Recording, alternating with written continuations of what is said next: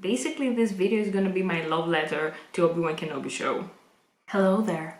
After rewatching Obi-Wan Kenobi for about 5 times, keeping my notes, you know, paying attention to small details, I finally feel ready to analyze this show.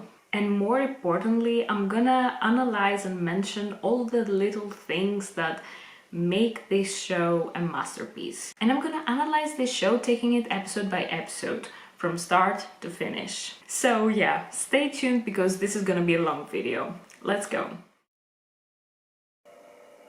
Something you want to say?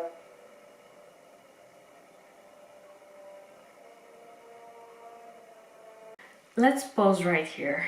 So here we find an Obi-Wan that is nothing like the general we used to know. The general who did the right thing under the light of the Force. Instead now he will not risk to speak up. What is the point of standing up for yourself and speaking up for what is right when the galaxy is already broken, when the hope is already lost? And this is not what the old General Kenobi would have done. General Kenobi would have defended this old man, would have spoken up, would have done the right thing, but not our Obi-Wan Kenobi. Even the music in those moments when he's traveling from work back to the town or back to his home, that we find him all alone, his head is down, he looks beaten up, he looks, you know, defeated. And all those little things paint a picture of a man that is all alone, broken, living under a false identity, hidden from the Empire, hidden from the public eye, hidden from his past, even hidden from himself. So here Obi-Wan is watching over Luke from far away. This is the only thing that connects Obi-Wan with his past, the duty that he has to protect Luke, to protect his father's legacy, to protect his brother and his family. And it's really sad because he's watching Luke pretending to be a pilot and, you know, flying a ship, and probably that is making him think that he's so much like his father. The fight is done. We lost. The time for the Jedi is over. The fight is done. We lost. The time for the Jedi is over. I feel like even now that we find a broken Obi-Wan, he still identifies himself as a Jedi. But this identity is already taken away from him. So who is he now? This man is lost. This man still thinks that the fight is over. There's nothing else to fight for yet. The Jedi are cowards. They failed you, abandoned you. There is no point in protecting them. They would not do the same for you. This monologue from Reva talking to Owen feels really personal to her.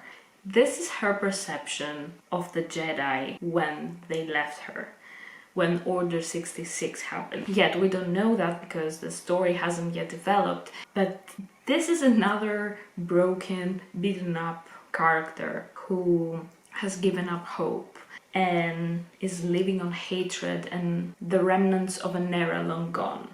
You have to rise above Leia. I just want to quickly say here that young Leia is so adorable and she's so on point with Leia's character, and I feel like Carrie Fisher would be so proud of Vivian LeBlair, and I'm so happy that we finally got to see Leia's backstory because that was always like abandoned in the previous films. And I like how this actress is so on point with Leia's mannerisms and her temperamental character. She perfectly succeeds to communicate Padme and Anakin through her acting.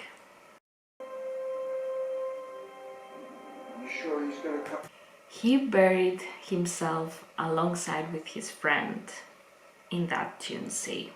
Anakin Skywalker wasn't the only person who died that day. It was the death of Obi-Wan Kenobi as well.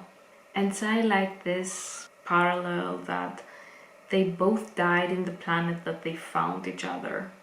One last fight for Leia, for the memory of his brother, for what was right.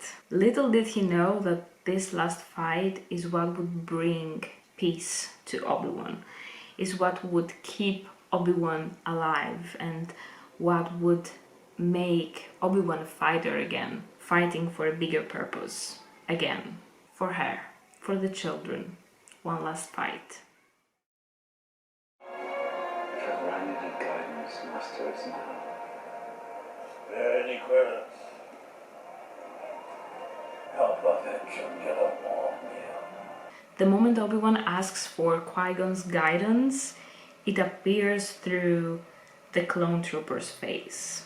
Obi-Wan is not ready yet to see that. What he saw instead in that clone trooper's face was ghosts of a previous life. He saw all the soldiers and the loyal friends that turned into enemies. Enemies who were broken and defeated and neglected as well. Both the clone troopers and the Jedi were left behind. The Jedi were hunted for their powers and out of rage, and the clone troopers were left on their own fates just because they were no longer of use. Both disregarded as trash.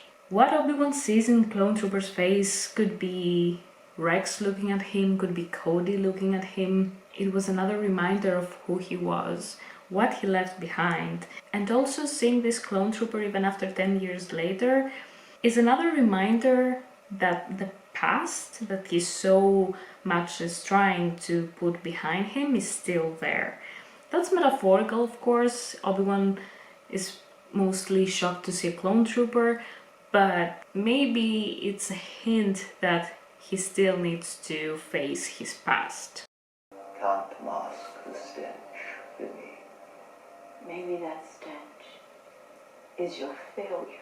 I feel kind of bad for Reva because the same way she perceived the Jedi is how exactly the Inquisitors are treating her.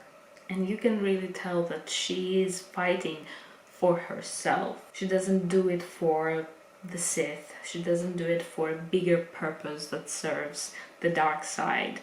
It's very self-driven. And it's quite impressive how she managed to rise above all the obstacles that she faced in her life.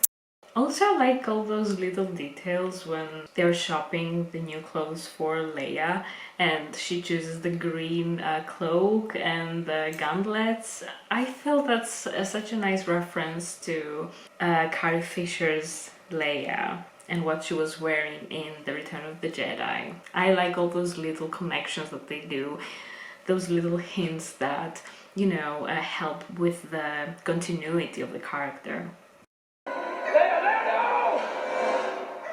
No!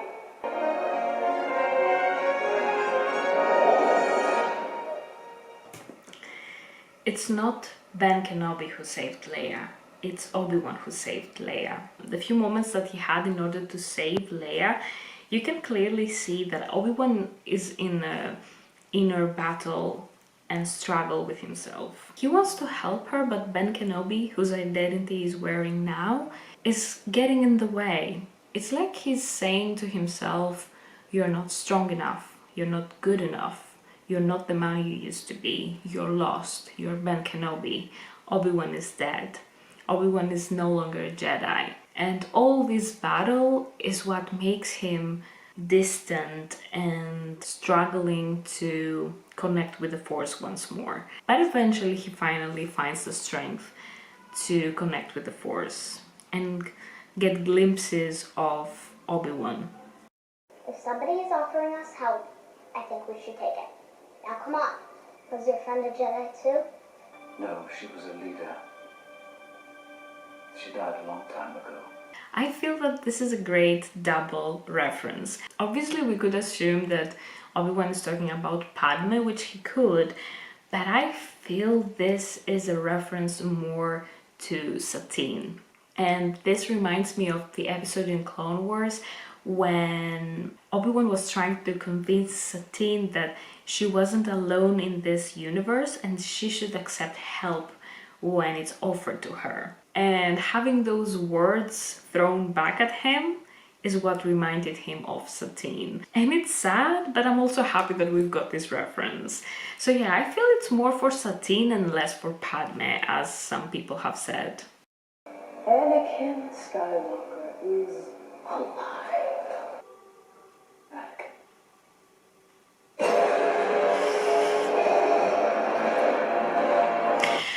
This scene gets me every time. So Obi-Wan chose to save Leia, and following this choice is what helped him to find a purpose again. But learning that Anakin is still alive made him realize he had to take this step. He had to confront him. He had to come up against him. He had to make this one last step. As Reva said, you cannot escape him. And this is exactly what Obi-Wan needed. Not to escape his past again, but face it and solve it right there and then. And the fact that we are getting Hayden in the Bacta tank? Girl.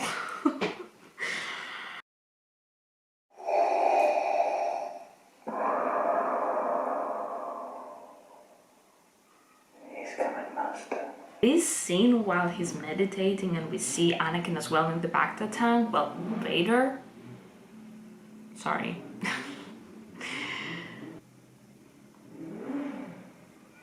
How rude. Well, I'm analyzing like Obi-Wan. Finally.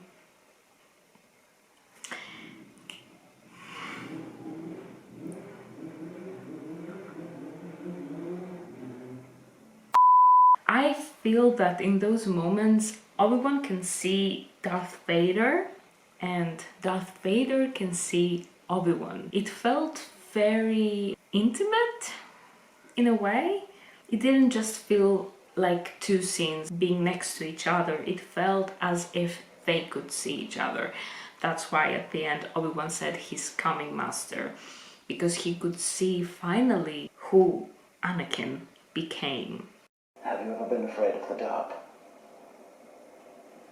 How does it feel when you turn on the light? I feel safe. Yes, it feels like that.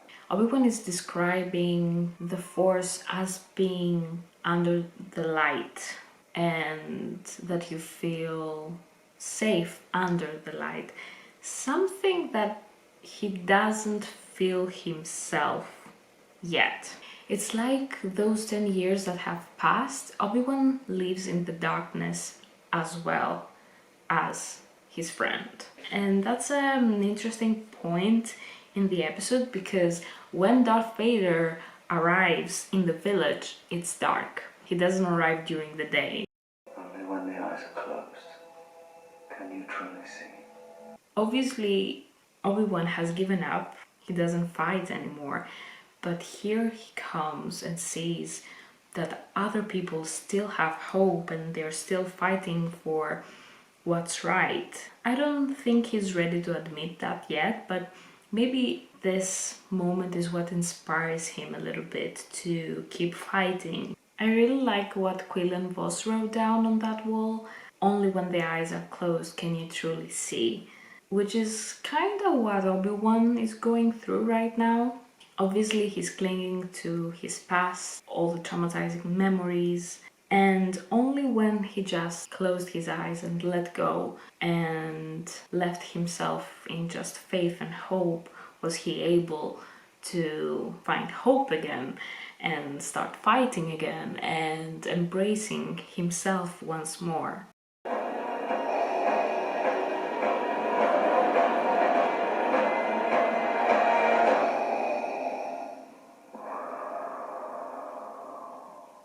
I love this scene with Vader arriving in the village because this is the Vader that we needed to see for a long time. It's terrifying, it's scary. Darth Vader is in his prime, he's powerful. This just serves. It's just fan service for people who love Darth Vader. And as I mentioned before, if you follow the Force, if you feel in alignment with the Force, it's like you feel that you are under the light. And I like this antithesis with Vader arriving in the village, because he arrives at night in the darkness. Hope doesn't live in darkness. Happiness doesn't live in darkness. And Darth Vader most definitely doesn't live in happiness and hope.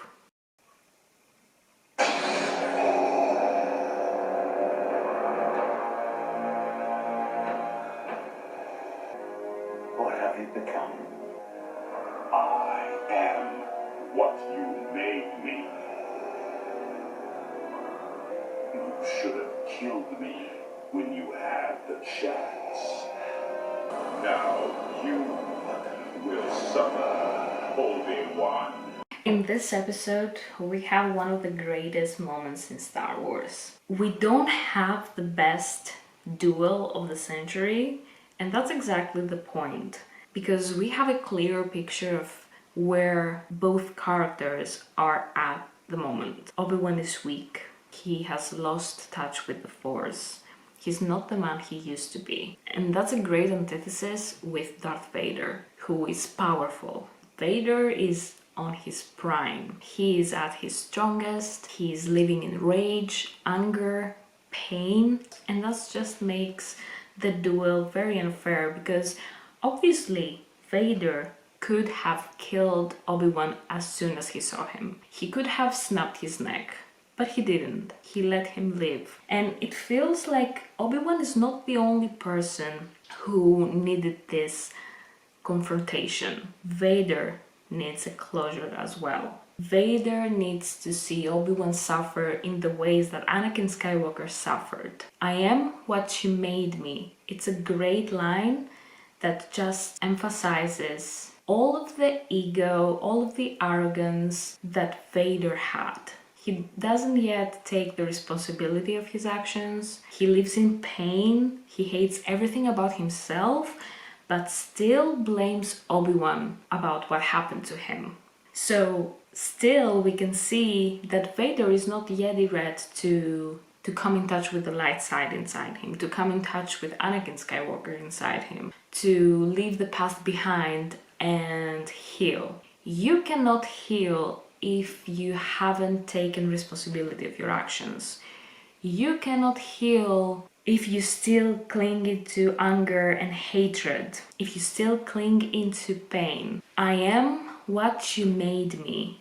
It's like Vader saying to Obi-Wan, I am your failures, I am your teachings, I am the proof that the Jedi didn't listen, I am the man who you left for dead in Mustafar. It's just another proof that Vader is still selfish, still arrogant, still living in his pain.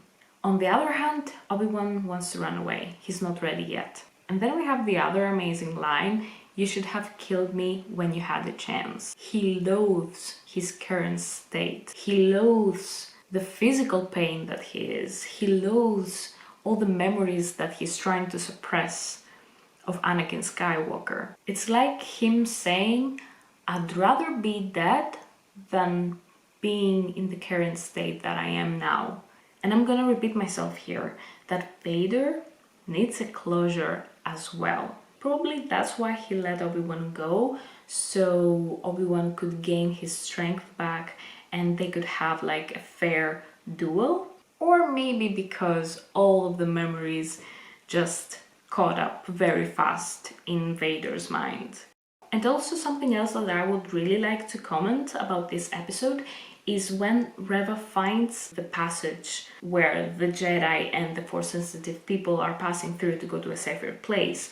Because in that little room on the back, she finds the Jedi symbol on the wall. And she is trying to touch it, but moves her hand away. It feels as if she was trying to come in touch with her old self, but it still is not ready to embrace the young girl that lives inside her.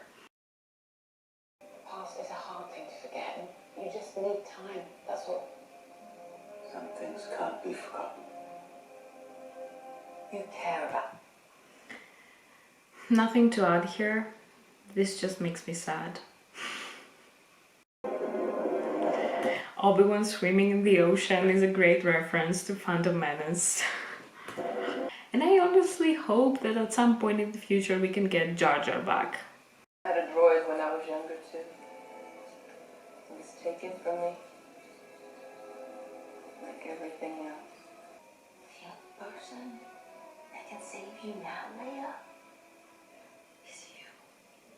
Reva talking to Leia feels way more personal than it should be, than what Reva would like to show. It's like Reva talking to her younger self. It's like she's reliving all the experiences and the disappointment she felt with Order 66. The disappointment and the fear that was caused being in that Jedi temple, being left to die, being left all alone. And this moment is great for Reva's character development because with each episode we're starting to put more puzzle pieces on her picture to finally understand who she really is. She's no different than Obi-Wan. She's no different than Vader. They're all lost, broken, and everyone is trying to build themselves little by little. This place isn't a fortress. It's a tomb. So yet we don't know what exactly the Empire is doing with the Force-sensitive people and the Jedi that they find. But here we find the tomb with some of the Jedi and the Force-sensitive people that they captured through the years. And this just shows what the Empire is capable of. And this sends a clear message to the Jedi and to anyone that is in favor of them. Their voices will never be heard. Their stories will never be told, only their death will forever be displayed. The Jedi will be extinct, the Sith will thrive. The Jedi and the Force-sensitive people are placed like trophies. They are placed in a way that humiliates the Jedi and what they stand for. Also, this child that wears a helmet is clearly a young Padawan from the Jedi Temple. Could he possibly be the first to be put in that tomb? We will never know. We will never hear his story. Also, were those people the Emperor's trophies or Darth Vader's as well?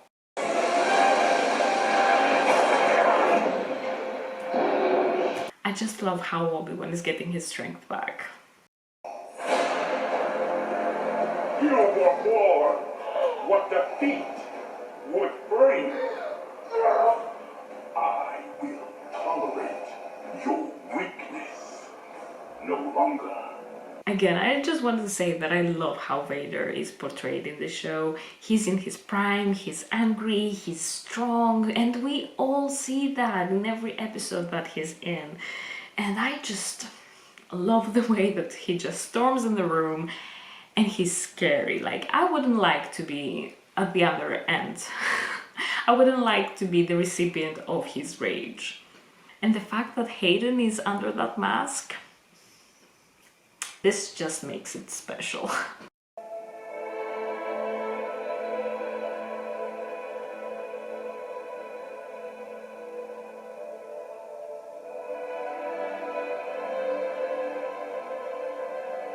Leia holding hands with Obi-Wan is like Leia saying to Obi-Wan, I'm safe as long as I'm with you.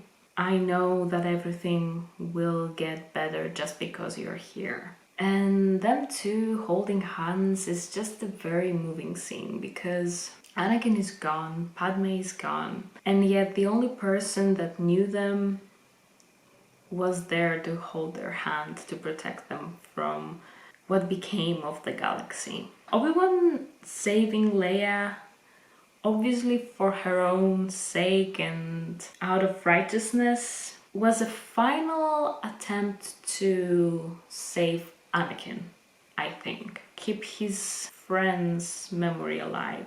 Preserve what was left of him. Preserve the good that was left of him. And Leia gave Obi-Wan hope again. Leia was the one who made Obi-Wan want to fight again. He sees both Anakin and Padme in her eyes, and that makes it all worth it. Preserve their memory. Preserve the right thing. Preserve the good that is left in this universe. Such a great moment for Obi-Wan's story. Then maybe I stand more of a chance this time. You know already how much I love this scene. Anakin Skywalker is my favorite character after all. So seeing him as a Padawan still just gives me, you know, butterflies. But what I would like to comment here is that while waiting for Obi-Wan, probably he was looking towards where Padme is living, unless this is a moment where he still hasn't yet met Padme, because he has both hands, so they're definitely not married yet. But I find that this episode is just a love letter to the fans. We got like everything that we wanted. And I find that all those flashbacks that we have from Anakin and Obi-Wan gives us some insight for what is to come in this episode. Obi-Wan was remembering this training probably in order to bring his friend's memory back in his mind and draw knowledge from those moments that they shared in the past. And Vader is remembering this training as another way of drawing further into his anger and resentment for Obi-Wan. In his training, Anakin had a strong urge to prove that he was right, he was the best in everything.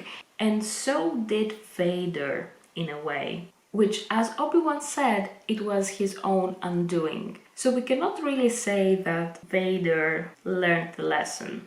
If you were to tell me to keep one happy moment in Star Wars, is this: Hayden smiling again as Anakin Skywalker. I would like to add here that when Obi-Wan was talking with Roken, he said, Darth Vader wants me. He could have said Anakin, because at the end of the day, what he could have lost by saying that Darth Vader is Anakin? It's like he's trying still to protect his identity and his friend's memory. So in front of people, he was using Vader instead of Anakin. Obi-Wan comes to talk with Reva, and this is where he's trying to unravel the truth behind her story and her motives and try and come closer to her. And this is where we learn that Reva was just another Padawan in that Jedi temple. And this is where Obi-Wan sees all the failures of the Jedi, impersonated by Reva, a survivor of Order 66. Probably he feels a little bit of guilt that he wasn't there to save all those Padawans, and he wasn't there to save Anakin. And it's now that we understand that Reva was despising the Jedi for leaving her for dead, for not protecting her, for disappointing her. And Obi-Wan impersonates every failure that Reva saw in the Jedi. So in her quest to revenge Anakin Skywalker, Obi-Wan was another target of Reva. Can Reva now really trust Obi-Wan to complete her quest after he had left her, after he had failed her? After all, it was her own self that picked up all those pieces that was left of her. She had to do the hard things in order to be where she is now, at least in her mind, because Obi-Wan obviously couldn't have saved her. He wasn't even on Coruscant when Order 66 happened. Also, Tala's death and the death of her droid. It's like we saw the end of a really beautiful relationship dying with the most romantic way possible. And I want to say here that if it wasn't for Tala, Obi-Wan wouldn't have lived. Obi-Wan wouldn't be the man that we get to know in the original trilogy if Tala didn't pick him up from the flames, if she didn't put him in the Bacta tank, if she didn't save him on Jabin. And although her appearance is very short-lived in the show, her importance is massive. If it wasn't for Tala, this story wouldn't have been the same. New day, new me, no makeup, as both of my batteries died last night because this is a long video. But let's continue, shall we? There are other ways to fight. I love this reference because this is a reference back to Alec Guinness's Obi-Wan from A New Hope, and I like all those little connections that we see through the entire series, you know, coming to create this whole puzzle. Also, the fact that Leia went inside this small place in order to solve the problem that they had with the gates reminded me of how Ezra was always in those small confined places in order to solve the problems of the Ghost Crew, and I like this little detail as well.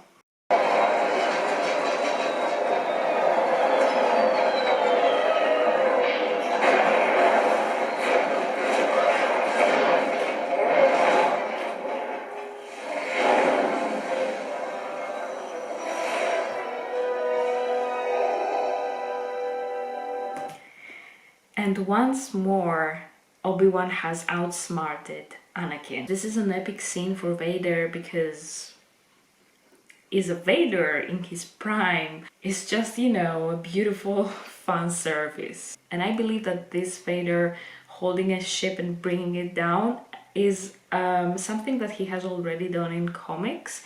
So that's another detail of continuity in the show. The infuriated Vader is just the best Vader ever lived.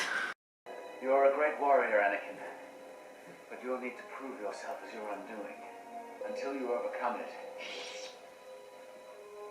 a Padawan will still be. And this lesson will follow Darth Vader / Anakin until the end of his days. Probably the hardest lesson that he ever had to learn. The need to be right, the need to prove himself. When you are trying to convince everyone that you are right, that you are the best, that you can do it, it's like you're building up this ego that just shields you from the entire world. And I've said this in the past, but Vader is the armor that was built in order to protect Anakin. Vader was the armor that was built in order to protect the wounded Anakin. The Anakin that was still in pain, the Anakin that was still grieving. Vader was just the persona of Anakin, the persona that chose to wear. And that just makes me sad because Anakin Skywalker is such a tragic character. He was wise to use you against me.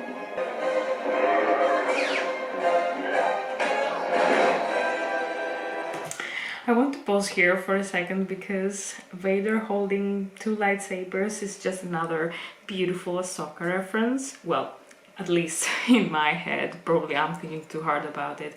But he taught Ahsoka how to yield two lightsabers, so it would make sense for him to be very competent in using two lightsabers as well. Also, another Ahsoka reference that I didn't get to comment before was when he was facing the hyperspace in his ship. And I don't know if they did that on purpose, but it's just nice to see those small details that just brings back the nostalgia and the love that we have for all the characters. And again, on this duel between Reva and Darth Vader, we know that Darth Vader is probably one of the most powerful Force users in the galaxy as of now, and he's a really good duelist, and anyone that would dare to face him would be a very scary thing to do. But because he was arrogant and because he wanted to prove the others wrong, he would provide a chance for his opponent to defend themselves. That's why he broke the lightsaber in two and gave the one part in Reva. And probably that's why, well, one of the many reasons why he let Obi-Wan leave, so he could gain his strength back and they could have a fair duel so he could win anyway.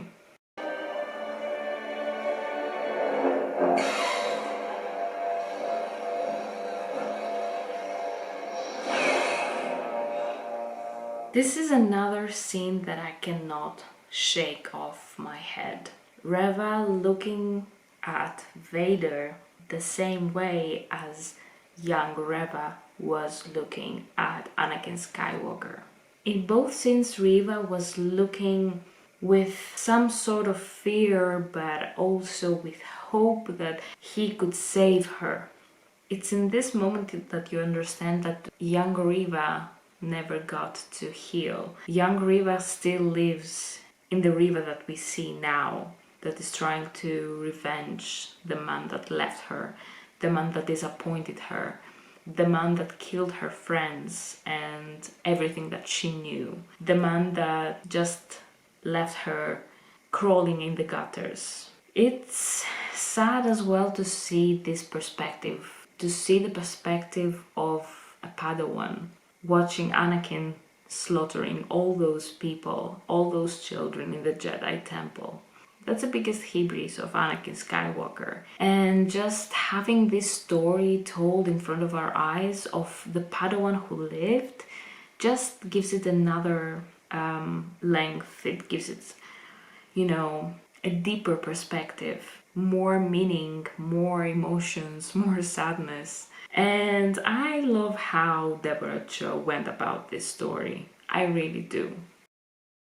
And now let's go to the deepest waters of this show, the episode that gave us the redemption, the rematch of the century, emotions, sadness, happiness, everything. The episode that made me sob the entire time. They're scared. She keeps their minds off with it. Maybe I should borrow her too. This is another great detail because Obi-Wan is saying that maybe I should borrow Lola so I won't feel scared. And fun fact, Leia actually sneaks Lola in his ship when he goes to face Vader. So he wasn't alone, so he had hope, so he had a part of Leia with him in that journey. And I love that we see here that she is already shaped by this journey that she had, and she has started to help people even by providing Lola as a comfort toy. She is trying with her way to help people for the bigger cause. You know what you're doing. Run. I'm not afraid.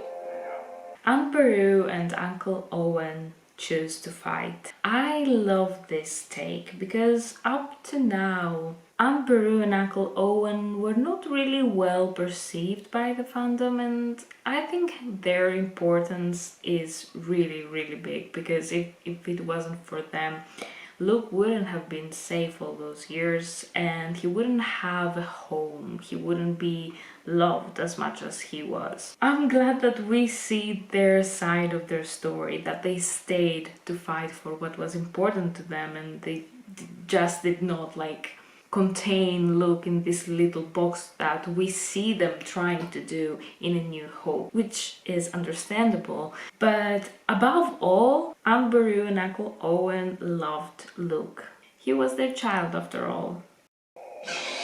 I will do what I must. I will do what I must. He said the same thing before slashing Anakin on Mustafar, and now Obi-Wan has gained his strength and he's taking his pose. So far, the references are just chef's kiss. That is why you will always lose.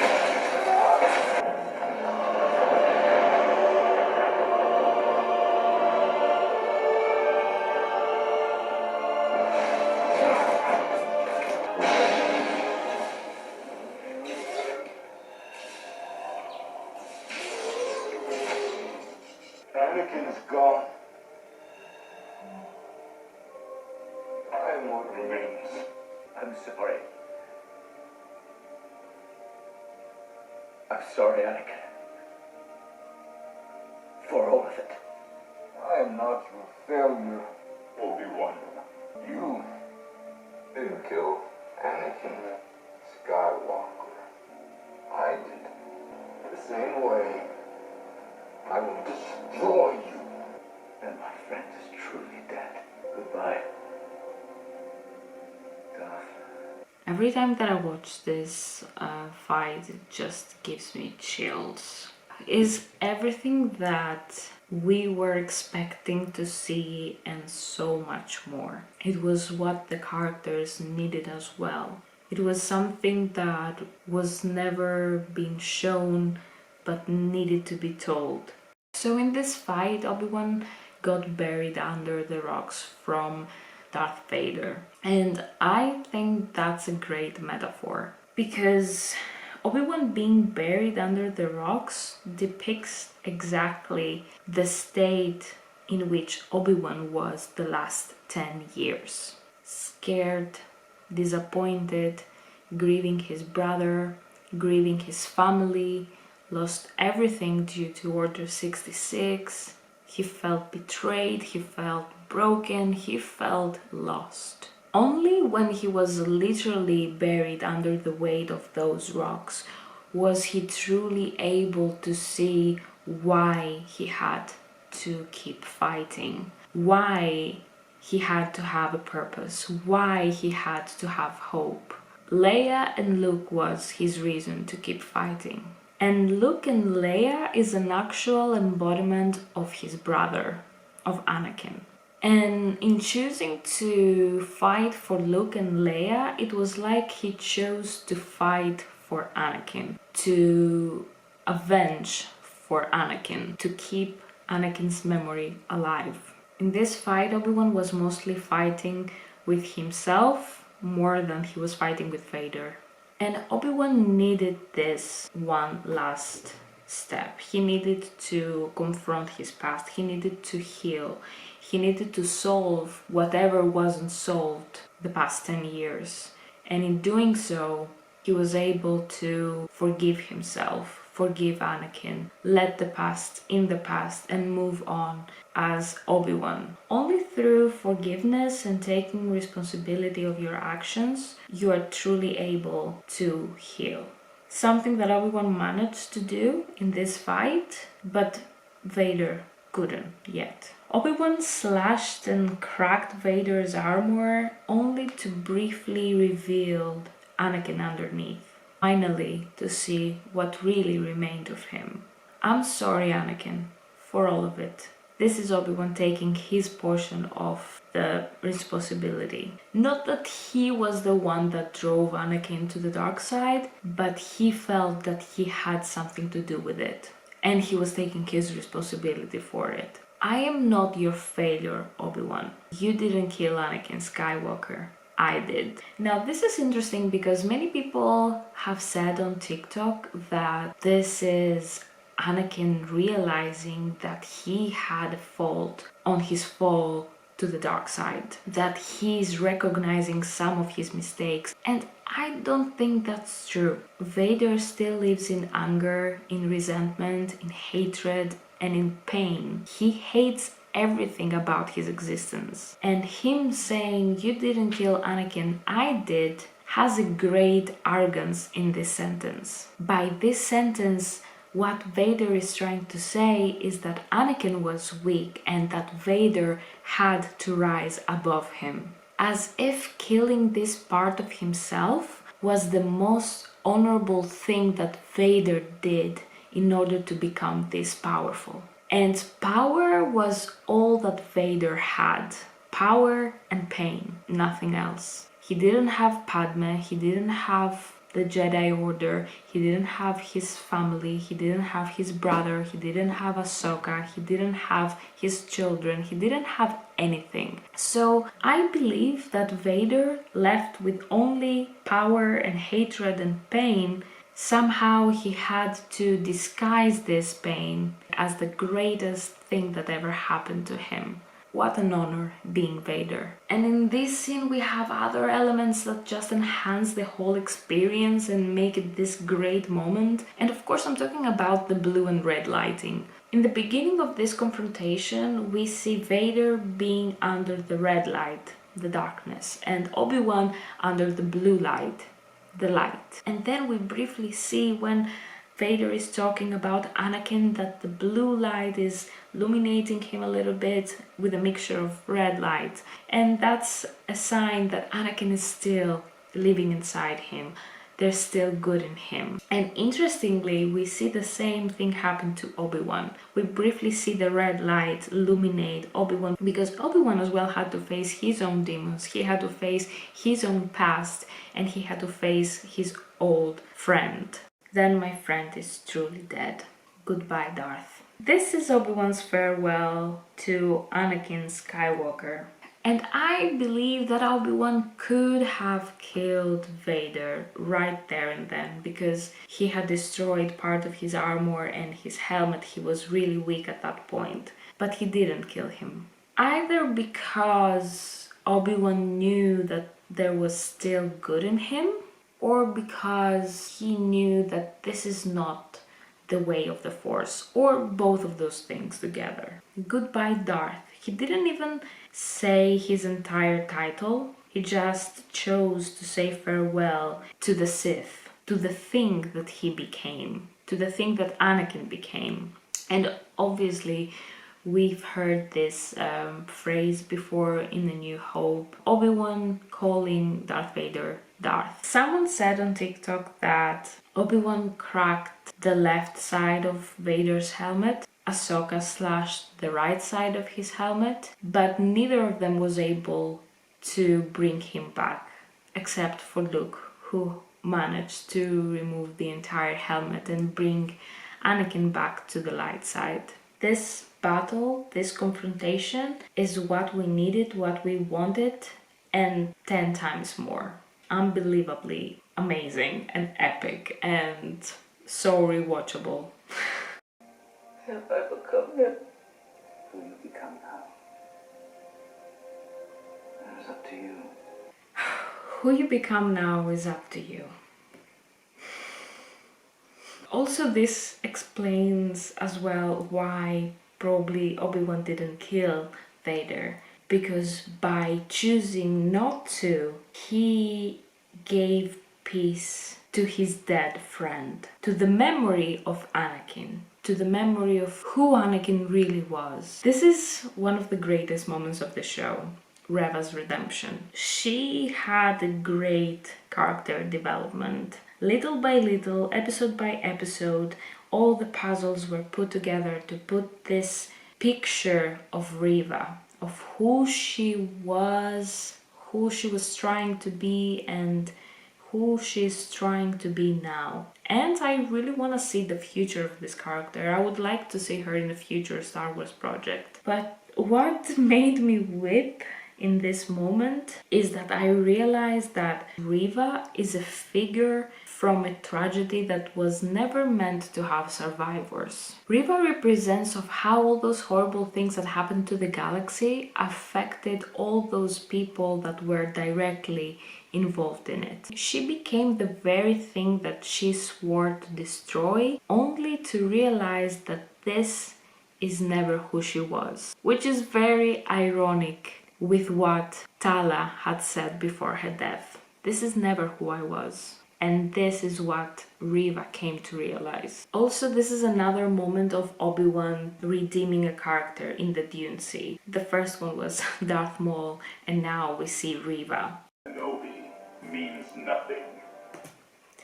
Something that we don't talk about enough is the return of Ian McDiarmid as Palpatine / the Emperor.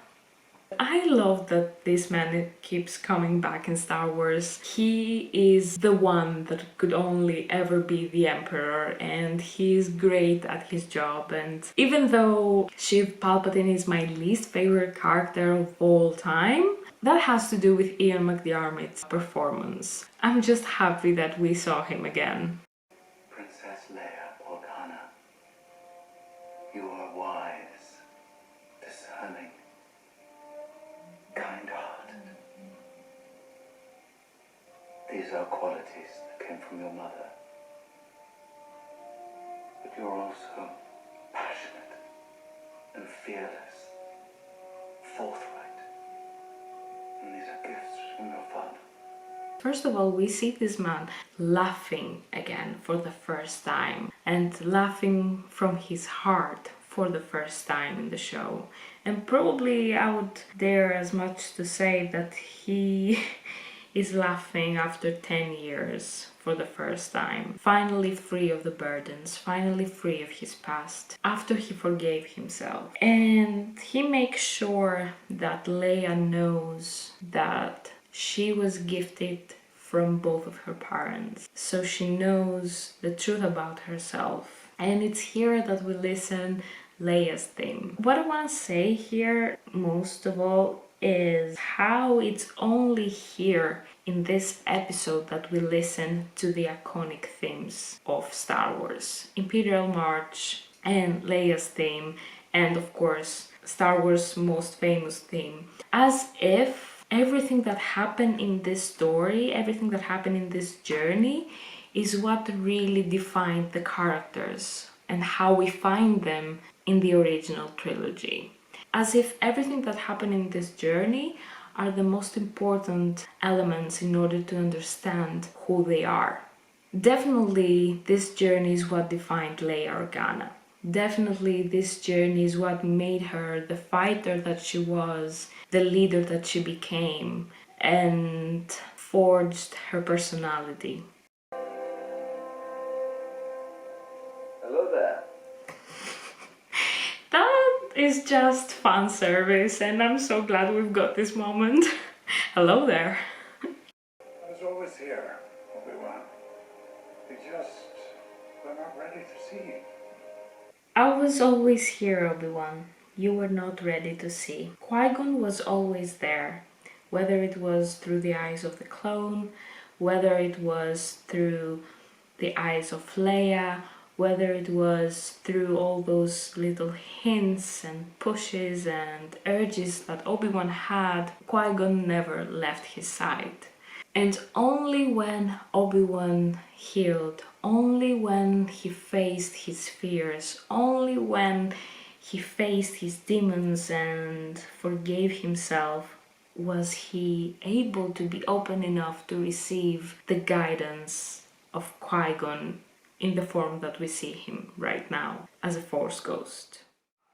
After watching this show, I feel hope again, because I know that from now on the story will have a happy ending. Even though that Obi-Wan faced Darth Vader and that was one of the most heartbreaking things we ever experienced as Star Wars fans, I know that everything are in enlightenment, everything are as they should be, because we know that everything are gonna get better in the end. And the fact that I believe that you cannot watch the Skywalker saga without watching Obi-Wan just speaks so many levels about how important this work is, how important Deborah Cho's input was in the Skywalker saga. If you don't watch this story, if you don't watch Obi-Wan Kenobi, the story is incomplete. This show gives you a so in-depth perspective of who the characters are, of who the characters became, and who